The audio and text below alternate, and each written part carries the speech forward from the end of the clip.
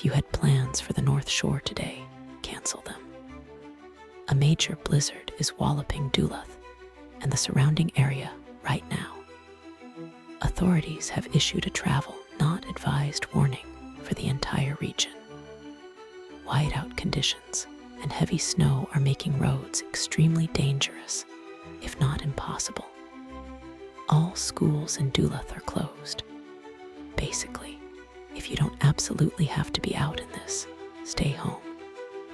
Brew some coffee, watch the snow pile up. This is a serious storm system hitting the shore.